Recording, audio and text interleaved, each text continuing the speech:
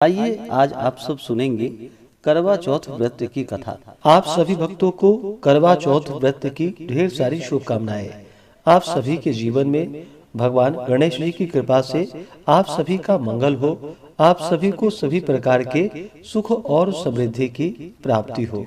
कार्तिक मास कृष्ण पक्ष की चतुर्थी के दिन जो कि करवा चौथ का व्रत धारण किया जाता है, इसे करक चतुर्थी और करवा चौथ आदि नामों से जाना जाता है। इस दिन खास करके स्त्रियां सुख सौभाग्य में वृद्धि हेतु पति की लंबी आयु के लिए पति की रक्षार्थ इस व्रत को धारण करती हैं। इस व्रत को जो कि चंद्रोदय व्यापनी ली जाती है। इस व्रत में शिव, शिवा, स्वामी कार्तिकेय और चंद्रमा के पूजन करने का विशेष महत्व माना गया है। शिवा जो कि माता चौथ माता के रूप में पार्वती माता मानी गई है। यह व्रत जो कि दिन भर निर्जला रह करके और जब चंद्रमा उदित हो उससे कुछ पूर्व ही स्नान आदि करके शुद्ध वस्त्र धारण करके भगवान गणेश जी का, साथ में चौथ माता का, शिव शिवा का पूजन करना चाहिए, स्वामी कार्तिकेय का पूजन करना चाहिए। और फिर चंद्रोदय होने पर इस दिन स्त्रियां जो कि छन्नी के द्वारा चंद्रमा का दर्शन करती हैं और फिर चंद्र देवता को कच्चे दूध का या जल का अर्घ्य प्रदान करती हैं।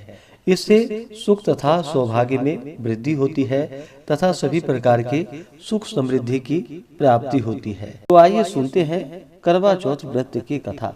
तो बोलिए प्रेम से भगवान गणेश की जय, चौथ माता की जय। करवा चौथ व्रत कथा के अनुसार एक साहूकार के 7 लड़के और एक लड़की थी। सेठानी के सहित उसकी बहुओं और बेटी ने करवा चौथ का व्रत रखा था। रात्रि को साहूकार के लड़के भोजन करने लगे तो उन्होंने अपनी बहन से भोजन के लिए कहा। इस पर बहन ने बतलाया कि उसका आज व्रत है और वह खाना चंद्रमा को अर्घ्य देकर ही खा सकती है।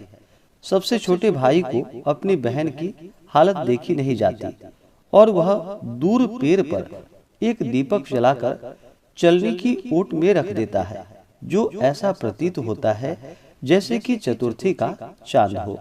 बहन ने अपनी भाभी से भी कहा कि चंद्रमा निकल आया है, आप भी व्रत खोल लो। लेकिन भाभीियों ने उसकी बात नहीं मानी और व्रत नहीं खोला।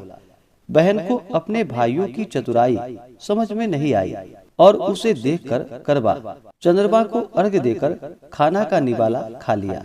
जैसे ही पहला टुकड़ा मुंह में डालती है उसे छींक आ जाती है, दूसरा टुकड़ा डालती है तो उसमें बाल निकल आते हैं और तीसरा टुकड़ा मुंह में डालती है तो उसके पति की मृत्यु का समाचार उसे प्राप्त होता है। वह बहुत दुखी हो जाती है।